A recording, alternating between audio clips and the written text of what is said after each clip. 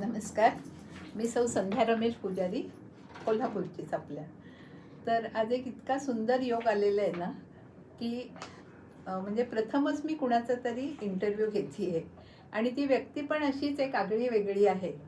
तर त्या संदर्भामध्ये मला एक जुनी कविता आठवते की या जगण्यावर या जन्मावर शतदा प्रेम करावे. तर असंच जगण्यावर, माणसांवर किंवा सर्वांवरच भरभरून प्रेम करणारी आणि त्यांच्यातले चांगले गुण हेरणारी अशी एक रत्नपारखी व्यक्ती आपल्याकडे येते. आणि तुम्ही आता त्यांना पाहिलं आहे, खूपदा भेटलं आहे, त्यांना खूपदा ऐकलं आहे. पण हा माझ्यासाठी एक भाग्यवान योग आहे की आज मला त्यांचा इंटरव्ह्यू घ्यायला मिळतो. तर आभाळाहूनही थोर अशी माणसं खूप कमी असतात. म्हणजे मी उंचीनं नाही म्हणत, पण त्यांच्या कार्यानं म्हणते. तर असं एक थोर कार्य आत्तापर्यंत ज्या करत आलेल्या आहेत आणि अखंड करत राहणार आहेत, अशा नीलम जोशी आपल्या कोल्हापूरच्या, त्यांना मी इथं आमंत्रित करते. या, तुमचं स्वागत आहे. नमस्कार. आज खरंच मलाच इतकं छान वाटते की माझ्या स्टुडिओमध्ये कोणीतरी माझा इंटरव्ह्यू घेते. अरे वा, किती मस्त ना. शर्करा योग आपण म्हणू शकतो याला. करेक्ट. आणि हिला पाहून अजूनही मला असं वाटतं, म्हणजे मी ये जा म्हणते, पण कार्यामुळं ते अहोजाऊच म्हटलं पाहिजे खरं, की दिवस तुझे हे फुलायचे, झोपाळ्या वाचून झुलायचे. म्हणजे इतकं त्यांच्या बाबतीत काय सांगू आणि काय नको असं आहे. तर वेळेचं बंधन असल्यामुळं आता त्यांच्या कार्याचा आढावा आपण सर्वप्रथम घेऊया.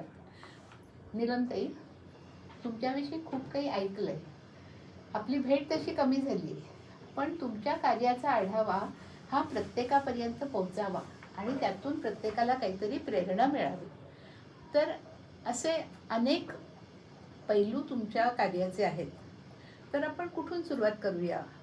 तर आपण, मला वाटतंय, तुमचं बालपण, शैक्षणिक, नंतर महाविद्यालयीन, त्यामध्ये तुम्हाला असलेली स्पोर्ट्सची आवड, तुमचं नेतृत्व किंवा वक्तृत्व, या सगळ्या बाजूला स्पर्श करणारं असं हे एक आगळं वेगळं व्यक्तिमत्व आहे. तर तुम्ही त्यावर काय सांगू इच्छिता किंवा तुमचं मत काय आहे? स्वतः व्यक्त व्हा त्याच्यावर. खरं तर सगळेजण तुम्ही मला आपल्या चॅनलवर ओळखताच.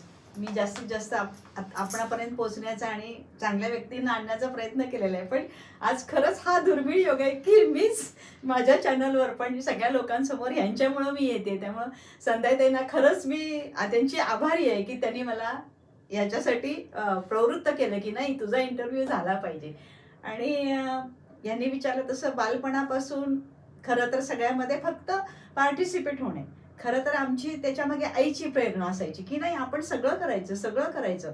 अशक्य असं जगामध्ये काही नसतं. त्याप्रमाणे सगळ्यामध्ये पार्टिसिपेट होणे. पण मी लहानपणी खूप अबोल होते बरं का. आत्ता एवढी बडबड करते, पण मी लहानपणी काय, अगदी लग्न झाल्यावर 10 वर्षापूर्वी सुद्धा मी अबोलच होते. पण सगळ्यामध्ये भाग घेणे, सगळ्यांच्यात मिक्सअप होणे आणि आपल्या घरातलं वळण संस्कार ह्यामुळे आपण नेहमी मितभाषी, पण संस्कार चांगले, वळण चांगले, त्यामुळे सगळ्यांच्या बरोबर वागणूक जी आपली असायची, त्या वागणुकीनं लोक आपल्याला आपसूक जवळ यायचे. आणि थोडंसं कष्ट करण्याची तयारी किंवा एक जिद्द मनात असायची की मी ह्याच्यात पार्टिसिपेट केले ना, माझा नंबर आलाच पाहिजे. त्या जिद्दीनं आपण करायचो. त्यामुळे कसं, सगळ्यात नेहमी पहिल्या 2 मध्ये, पहिल्या 5 मध्ये राहत गेले आणि संधी पण मिळत गेली आणि आजूबाजूच्या सगळ्यांनी ती संधी दिली पण म्हणायला हरकत नाही. त्यामुळे तेव्हापासून म्हणजे नेतृत्व गुण म्हणा, वक्तृत्व गुण म्हणा, हे सगळे कला क्षेत्र सगळं एक एक डेव्हलप होत गेलं. नंतर महाविद्यालयामध्ये, आणि महाविद्यालयामध्ये तर त्या काळी तर शिकायचं म्हणजे खूप अवघड गोष्ट होती. आणि मला शिकायचं होतं सायन्समध्येच, आणि आम्ही त्यातले गुजराती फॅमिलीमधले, त्यामुळे घरामध्ये तसा भरपूर विरोध झाला की सायन्सला जायचं नाही वगैरे. पण मला तेच शिकायचं होतं. शेवटी मी तेच मिळवलं आणि सायन्समध्येच मी शिकले. पण त्यासाठी मला खूप झगडावं लागलं. पण घरच्यांनी सुद्धा की नाही बाबा, हिला ह्याचीच आवड आहे ना, तर हे करू दे, असं सपोर्ट पण केलं. त्यामुळे मी माझ्या मनासारखं शिकू शकले. खरं तर मला व्हायचं होतं डॉक्टर, पण म्हणजे नियतीचं काहीतरी असं ठरलेलं असतं की मी ऍक्च्युली MBBS किंवा आपली आयुर्वेद दुसरी कसलीही डॉक्टर नव्हता, मी हिलिंगची डॉक्टर झाले. म्हणजे माझी जी बालपणापासूनची डॉक्टर होण्याची इच्छा होती ती मी डॉक्टर झाले, पण अशा वेगळ्या पद्धतीने झाले. नाही, खरोखर कौतुकास्पद आहे. म्हणजे ध्येयपूर्ती करण्यासाठी हा. जे श्रम किंवा कष्ट करावे लागतात त्यामध्ये कुठेही यांनी पाऊल मागं घेतलेलं नाही. कॉलेजमध्ये तर एखाद्या तळपत्या सूर्यासारखं त्यांचं व्यक्तिमत्व, मग ते खेळ असू दे, स्टेज असू दे, अभ्यास असू दे किंवा समाजसेवा करण्याचं एक भान असू आणि दे. आम्हाला समाजसेवेची तेव्हा संधी पण भरपूर मिळत होती बरं का. त्यामुळे आम्ही त्याच्यात पार्टिसिपेट व्हायचो आणि मी कॉलेज एलार होते, बिनविरोध निवडून आलेली. ते म्हणजे बाळाचे पाय पाळण्यात दिसतात असंच म्हणू शकतो आपण. कारण आत्तापर्यंतचा त्यांचा जर प्रवास बघितला तर खूपच म्हणजे अचंबित करणारं असं त्यांचं कार्य आहे. मग आता आपण त्यांना असं एक मिनिट, त्याच्यातलं हा. मी फक्त एकच हा. गोष्ट सांगेन की हा. मी झुलॉजी विषय घेतलेला, हां त्याला परत भरपूर विरोध झालेला. पण तरी पण मला त्याच्यातच करायचं होतं आणि शिवाजी युनिव्हर्सिटीमध्ये त्यावेळी मी फर्स्ट क्लास फर्स्ट वा आले वा वा. आणि कॉन्व्होकेशनच्या वेळेला लता मंगेशकरच्या हस्ते मला केवढं मिळालं भाग्य. होतं. त्यामुळे म्हणजे म्हणजे भाग्य खरंच आणि I am कर्तृत्व so- याचा एक हा. अनोखा संगम म्हणजे जे काही त्यामध्ये मी आपल्याला- झगडा केला हो. त्याचं एक बक्षीस हा, मिळालं हो. असं म्हणायला हरकत चिरस्मरणीय असा हा नाही. प्रसंग आहे खरोखरीच अगदी. आणि मग तुमचा त्याच्यानंतरचा प्रवास, मग कौटुंबिक त्यामध्ये आलेले चॅलेंजेस किंवा समाजसेवा करत असताना आलेले चॅलेंजेस, तर बाहेरचं कार्य आणि कौटुंबिक कार्य याचा एक सुरेख तुम्ही सुवर्ण बिंदू गाठलेला आहे, सुवर्ण मध्य. बरोबर. तर त्यामधले तुमचे काही अनुभव सांगता का? हो, सांगेन ना, नक्कीच. कारण पहिली लग्न झाल्यानंतर एक 15 वर्ष तरी त्यावेळेचं ऑर्थोडॉक्स हो. सगळं होतं. आमची जॉईंट फॅमिली, त्यामुळं मी मनात विचार आणणं सुद्धा अवघड होतं की मला काही करायचं आहे. पण आतली जी माझी उर्मी होती ती मला स्वस्थ बसू देत नव्हती. आणि माझ्या घरी तसं जरासं माझं काय नेचर आहे किंवा मला काय पाहिजे हे माझ्या मिस्टरांना बऱ्यापैकी लक्षात आलेलं आहे. त्यामुळं थोड्याफार गोष्टीत ते मला नेहमी चांगले बुक्स आणून देणे किंवा चांगल्या गोष्टीत कुठे चांगले लेक्चर असेल, कुठे काय कार्यक्रम असेल घेऊन जाणे वगैरे. आणि मग हळूहळू मुलांच्या शाळेमध्ये जायचं मीटिंगला, आणि त्यावेळेला मुलांच्या स्कूलमध्ये शिकवायला जायचं. असं हळूहळू करून मी घरातनं बाहेर पडायला सुरुवात केली. कारण त्यावेळेला घरात सगळ्यांना मनवून बाहेर पडायला लागायचं. कुठलंही मनानं असं करता येत नव्हतं. तेव्हा आम्हाला कुठलीच मोकळीक नव्हती. आणि असं करत करत करत मग हळूहळू थोडं, मग त्यानंतर एक आमच्या गुजराती समाजातला एक ग्रुप चालू झाला. मग त्या ग्रुपला जॉईन झाले. मग नंतर मुलांना कुठे कराटेला घेऊन जा, कुठे जुडोला घेऊन जा, कुठे स्विमिंगला घेऊन जा. आणि आमची जॉईंट फॅमिली, त्यामुळं आमच्या घरातल्या 3 जावांच्या 7 मुलांचं सगळं मी बघायचे. मग त्यांच्याबरोबर जुडोला गेले ना की तो जुडो क्लास मी पण जॉईन केला. तिथेच बसायचे तासभर, त्याच्यापेक्षा मी जॉईन केला. म्हणजे असं करत करत मी हळूहळू माझी भीड मोडत गेले आणि बाहेर पडत गेले. आणि मग त्यानंतर एक क्षण असा आला की स्वयंसिद्ध आमच्या घराच्या समोरच होतं. अच्छा. त्यामुळं कांचनताईंची एक नेहमी प्रेरणा मिळायची त्यांचं, आणि त्यांच्या संपर्कात पण आले आणि त्यांच्याबरोबर थोडंफार कार्य सुरू झालं. ह्या सगळ्या वेगवेगळे जे ग्रुप्स झाले त्या ग्रुप्समध्ये पहिल्यांदा मेंबर झाले. आणि मगाशी म्हटलं तसं की काही स्पर्धा ठेवली की मी भाग घेतला की त्यात नंबर आला. असं 6 महिन्यात बघितल्या प्रत्येक ठिकाणी मी ऑटोमॅटिक डायरेक्टर होत गेले. कारण हिच्यामध्ये काहीतरी गट्स आहेत हे समोरच्याला लगेच लक्षात यायचं. अशा पद्धतीनं मी सगळ्या ग्रुप्समध्ये डायरेक्टर वगैरे होत गेले. म्हणजे असं आपण म्हणू शकतो की यांच्या मिस्टरनी यांना खूपच व्यवस्थित support साथ केलं. दिली. तर प्रश्नच एका नाही. यशस्वी पुरुषाच्या मागे जशी एखादी स्त्री असते तशी ह्या यशस्वी स्त्रीच्या मागे त्यांचे पती आहेत. करेक्ट. आणि त्यांची मुलं पण त्यांना खूप सपोर्टिव्ह खूपच आहेत. सपोर्ट करतात. हो, म्हणजे तू एक हात पुढं केलास तर 10 हात पुढे येतात. करेक्ट. पण एक हात पुढं करणं इतकं महत्वाचं, बरोबर. तो योग्य वेळेला करणं, ते तुम्ही केलेले. आणि दुसरं कसं, मगाशी तुम्ही म्हणता तसं सांसारिक जबाबदाऱ्या घेऊन हे करत असताना माझ्या पहिल्यांदा मनाचा झगडा.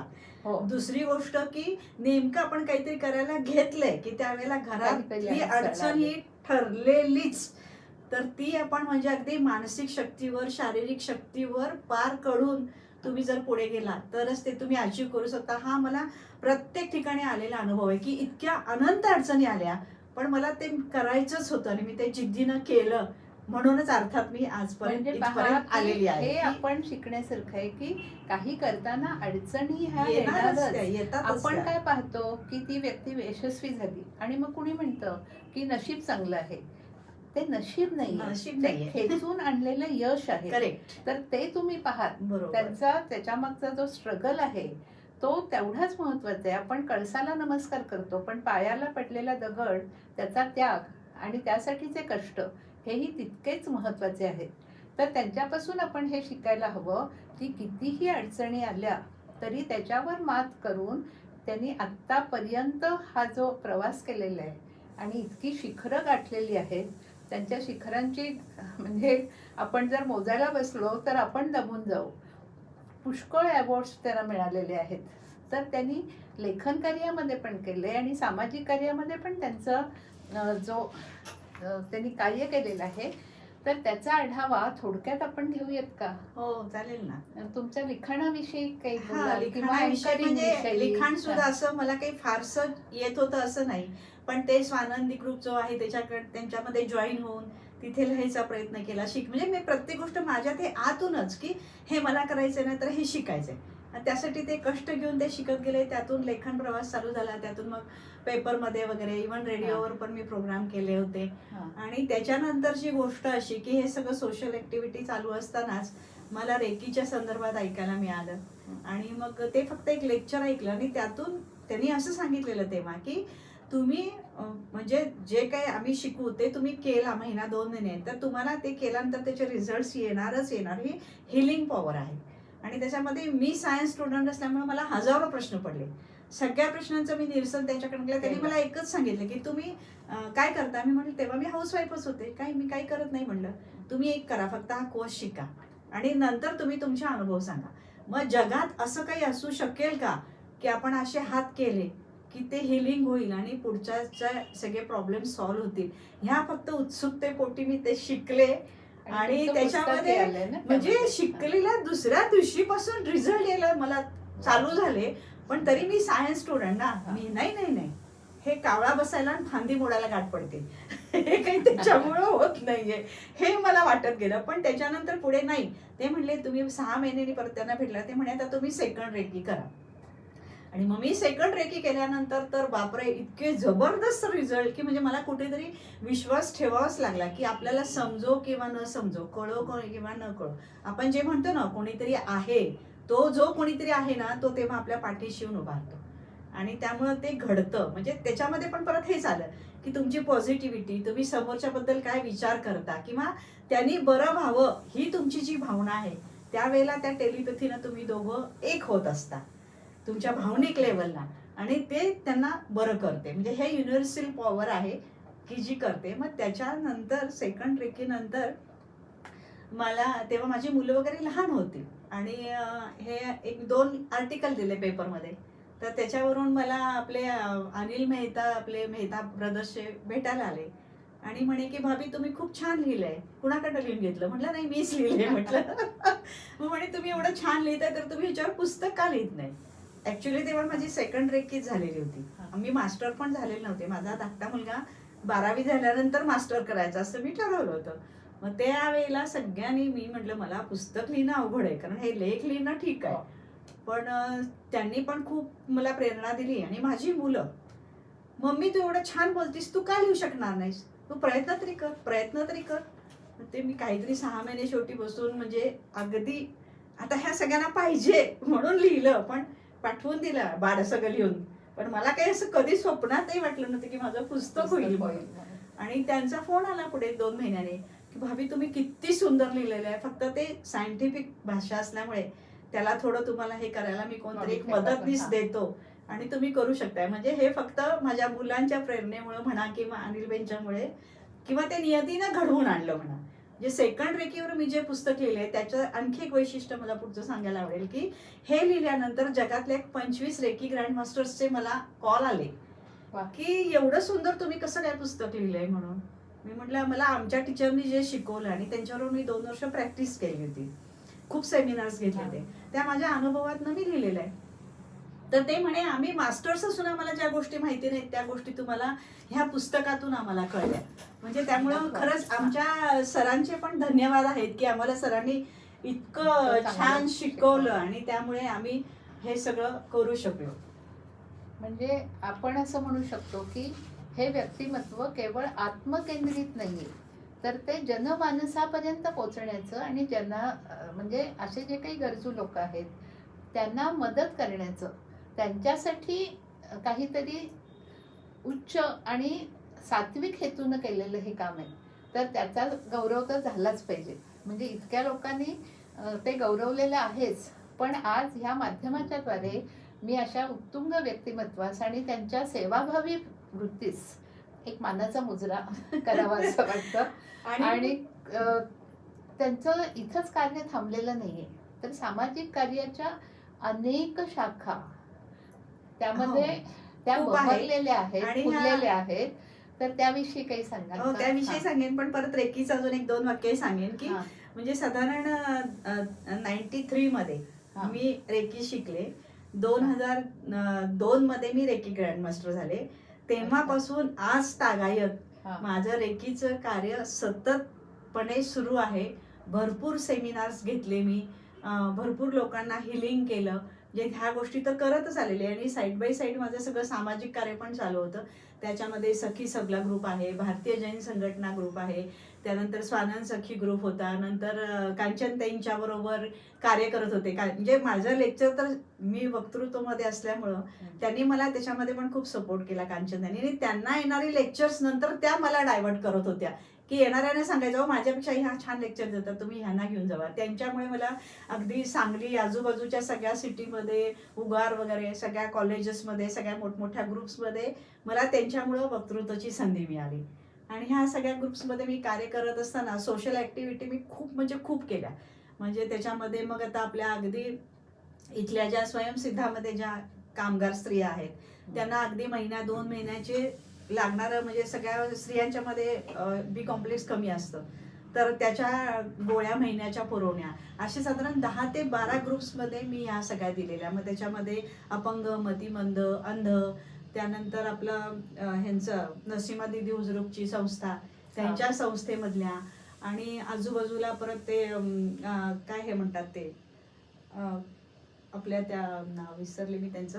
अशा बरेच ज्या क्षेत्रामध्ये त्यांच्यापर्यंत कोणी पोहोचू शकत नाही किंवा ते खर्च करू शकत नाहीत, अशा सगळ्या ग्रुप्सना, ते हिजडे वगैरे म्हणतो ते त्यांचा ग्रुप, अशा सगळ्या ग्रुप्सना तृतीयपंथी तो शब्द मला मगाशी रिमाइंड झाला नाही. अशा सगळ्या ग्रुप्सना हुडकून त्यांना महिन्याचे कोर्स, एवढंच नाही तर भादोले, वडगाव आजूबाजूच्या सगळ्या ठिकाणी पण आम्ही जाऊन ते महिन्याचे त्या एका स्त्रीला 1 महिन्याचं पुरेल असं आपण त्या गोळ्या सगळ्या वाटप केलेल्या. आणि त्याच्यानंतर 2 लाख पुस्तकांचं मी एक प्रोजेक्ट केलं. त्याच्यामध्ये वर्षभर माझी, अर्थात त्याच्याबरोबर भारतीय जैन संघटनेची टीम होती की ज्याच्यामध्ये मी महाराष्ट्र राज्याची अध्यक्ष होते 2 वर्ष. त्यावेळेला मी हे कार्य केलं. आणि सगळ्या टीमनी वर्षभर आम्ही अगदी बालवाडीपासून, म्हणजे बालकथेपासून अगदी MPSC UPSC पर्यंतची सगळ्या प्रकारची पुस्तकं जमवली, सॉर्टिंग केलं, कोल्हापूरच्या आजूबाजूच्या सगळी गावं सर्वे केली, आणि सगळ्या वडगावच्या आजूबाजूच्या 3 ते 4 स्कूल्स आहेत की जिथे खूप गरज होती लायब्ररीची, तिथे जाऊन ते सगळं डोनेट करून पुढे वर्षभर त्यांचं काम असं चालू ठेवलं की ह्या स्कूलला आलेली किंवा ह्या वर्गाला आलेली पुस्तकं त्यांनी पुढच्या वर्षी त्या स्कूलला द्यायची. म्हणजे हे सगळं मी नंतर करत होते, सगळं बघत होते. आणि त्याच्यानंतर त्या मुलांनी महिन्यानी एकदा वाचलेली स्टोरी तुम्ही कथा म्हणून सांगा, निबंध म्हणून सांगा, किंवा वक्तृत्वमधनं सांगा, किंवा ॲक्शन करून सांगा, असं पण त्यांना बसून दिलेलं. म्हणजे जे जे समजेल, जे जे मला आकलन होईल आणि मला सगळेजण साथ देतील त्याप्रमाणे सगळं करत गेलेले आहे. म्हणजे घेणाऱ्याला असं वाटावं की देणाऱ्याचे हात हजारो, दुबळी माझी जोडी, इतकं यांनी भरभरून हजारो हाताने दिलेलं आहे. तर तेव्हा आम्ही मेडिकल कॅम्प्स पण खूप घेत होतो. त्याच्यामध्ये म्हणजे फाटलेले ओठ वगैरे ते सगळं फ्री ऑफ चार्ज. 3 किंवा 4 दिवस मुंबईचे वगैरे यायचे मोठमोठे डॉक्टर्स, असे पण खूप कॅम्प्स केलेले आहेत. परत आपलं जेव्हा पूर आला त्यावेळेला पुराच्या वेळेला अक्षरशः एवढ्या पाण्यातून आम्ही सगळ्या महिला डोक्यावरनं घेऊन जाऊन आम्ही त्यांना प्रत्यक्ष जागेवर जाऊन मदत करून आलेलो आहे. म्हणजे खूपच कौतुकास्पद आणि प्रेरणादायी आहे हा सगळा प्रवास. सगळं करत गेलेलो आहे. आणि त्यामुळे मग ते बाकीचं माझं लिखाण होतं हे तर सगळं होतच होतं. मग त्यामुळेच ते मला असं वाटतं की त्यावेळेला जे काही अवॉर्ड्स मिळाले त्याचं कारण ते एक असू शकेल. आणि खरं तर माझं आता इतकं सगळं कार्य नाही की मी आता ते काही सगळं सांगू शकत नाही, तरी पण थोडंसं सांगायचं आपण काही फोटोज वगैरे प्रयत्न ते पण करूया. की हे साधारण काय अगदी पुस्तक मैत्रीपासून म्हणजे खूप लेक्चर्स, डेमोज, वेगवेगळी भाषणं, त्यानंतर सूत्रसंचालन, आणि म्हणजे अगदी कुठलाही विषय तुम्ही सांगा मी त्याच्यावर भाषण देऊ शकते. म्हणजे तेवढा त्यावेळेला स्टडी करायचे आणि त्याप्रमाणे त्याच्याने अजूनही म्हणजे करू शकते. त्यानंतर आमचं एक स्वरसंगीत महिला मंडळ होतं. त्या महिला मंडळाच्या ह्याच्यातून पण आम्ही खूप सामाजिक ॲक्टिव्हिटी केल्या की ज्यामध्ये खास मला सांगायला आवडेल की मी 2 का 3 वेळा जेलमध्ये जाऊन आले. त्याच्यामध्ये नवीनच आहे माझ्यासाठी पण काय काय. त्यामध्ये एका वेळी ह्या सगळ्या महिलांना घेऊन आम्ही राखी पौर्णिमेचा तिथे कार्यक्रम केला. आणि दुसरा कार्यक्रम मी जो केला तो तिथल्या सगळ्या लोकांना रेकीची माहिती देऊन त्यांना त्यांचं जे काय आहे आयुष्य आणि त्यातून त्यांनी पॉझिटिव्हिटीकडे कसं यावं यासाठी त्यांनी माझं लेक्चर अरेंज केलं होतं. तर तिथे जाऊन त्यांना मी ते सगळं 1 तासभर बोलवलं नाही. पण तो जो काही अनुभव होता ना तो इतका वेगळा होता ना. एकतर एवढे हजारो पोलीस आजूबाजूला आणि हे सगळे कैदी आणि कैद्यांचं पण ऐकून आपल्याला माहिती असतं आणि त्या सगळ्यामध्ये मी एकटी लेडीज बापरे. म्हणजे ते इतकं असं होतं ना. अर्थात माझ्याबरोबर सगळे आमच्या करवीर साहित्य परिषदेची पण मी डायरेक्टर होते आणि ते त्यातले करवीर साहित्य परिषदेचे ते माझ्याबरोबर आले होते भदत सर म्हणून. ते आता एक्सपायर झालेत. आणि त्यांच्याबरोबर जाऊन तो जो काही म्हणजे मला आता सुद्धा अंगावरती आठवण आली तरी काटा येतो. पण त्यावेळेला सगळं जेल फिरून बघून त्या सगळ्या लोकांना केलं. म्हणजे मला सांगायला आणखी जास्त आवडेल की त्यात मी शेवटी 10 का 20 मिनिटाचा मेडिटेशनचा पाठ घेतला. ते घेतल्यानंतर त्यातले 15 ते 20 कैदी अक्षरशः रडले. म्हणजे इतकं त्यांना हृदयाला हात अपील झालं त्यांना ते की या हृदयीचे त्या हृदयी आपण असं. म्हणतो तसं अगदी हृदयाला हात घालण्यासारखं ते घडलं म्हणजे तसं. कैद्याच्या डोळ्यामध्ये अश्रू आणण्याचं सामर्थ्य त्यांच्या कार्यामध्ये आहे. तर मला वाटतंय हे आपण 2 भागात करायला हवं कारण इतकं कार्यच इतकं मोठं आहे. तर आपण प्रत्येकाला स्पर्श करायचा नुसता जाता जाता म्हटलं तरी त्याला म्हणजे वेळेची मर्यादा पण आहे. तर आपण त्यांच्या कार्याचा आढावा घेत राहणार त्याच्यामध्ये फक्त तर सामाजिक कार्य आहे तर त्याचं फक्त हे आपण ह्याच्यामध्ये दाखवून बाकीचा आपण दुसरा व्हिडिओ करूयात की लोकमत सखी मंचचा 2009चा सामाजिक क्षेत्रातला मला अवॉर्ड मिळालं होतं. आणि त्यानंतर 2016 मध्ये हे जागतिक महिला दिनाच्या दिवशी ह्याच्यामध्ये राज्यस्तरीय सन्मान पुरस्कार 2016 आविष्कार social and education foundation Kolhapur Maharashtra राज्य भारत यांच्या वतीनं मला माझ्या सगळ्या सोशल ॲक्टिव्हिटीजसाठी मिळालेला होता. आणि असे अजून बरेच आहेत पण आता ते सगळे आपल्याला इथे दाखवणंही शक्य नाहीये. जे काही ह्याच्या जो लोकमतचा मिळाला तो पुरस्कार विसरले तर नाव मी हरकत नाही पण पुरस्कार मिळाला नाही. ते आठवलं पाहिजे मला. अरे अगदी आता डोळ्यासमोर होतं आणि विसरले. खूप काही आहे ना त्यामुळे ते असं थोडंसं जमलिंग होते की त्यामुळे ते खूप असे छान कार्यक्रम झाले. म्हणजे जेव्हा केव्हा मिळालं ना तेव्हा मला खरंच वाटलं ह्यांचं नाव मला लक्षात येईल ना. त्यांच्या हस्ते मिळाला होता मला पुरस्कार. आणि हा जो होता आविष्कारचा तो सोलापूरला कार्यक्रम होता. तेव्हा तिथे जाऊन घेतला. तेव्हाही म्हणजे राज्यस्तरीय मिळतोय म्हटल्यावर मला एक असं वाटलं. हा बरोबर त्यांच्या हस्ते मिळालेला संकपाळ त्यांच्या हस्ते मिळालेला त्यांच्या हस्ते मिळालेला. तर त्याही नाही आहे पण म्हणजे त्यावेळेला ते एक खूप भूषण हवं होतं की ह्यांच्या हस्ते मला मिळाला म्हणून. तर अशा पद्धतीनं मला जे काही जमेल ते मी कायम नेहमी सामाजिक कार्य करत गेले. आणि जवळजवळ 10 ते 12 ग्रुप्समध्ये मी असल्यामुळं ना सगळ्या ग्रुपमधनं काम करत गेले. संधी मिळत गेली. आणि आता ह्या 10-12 वर्षामध्ये फक्त आता ग्रुप्समधून काम करत होते ते थोडंसं स्लो डाऊन केले. आणि आता माझ्या लेवलला तर माझं काम चालूच आहे. आणि आता नवीन ग्रुप्स आहेत त्या ग्रुप्स आता मी तुम्हाला पुढच्या व्हिडिओमध्ये सांगेन. धन्यवाद. आपण बंद करा तिकडनं. पुढचं आपण पुढच्या व्हिडिओत भेटूया.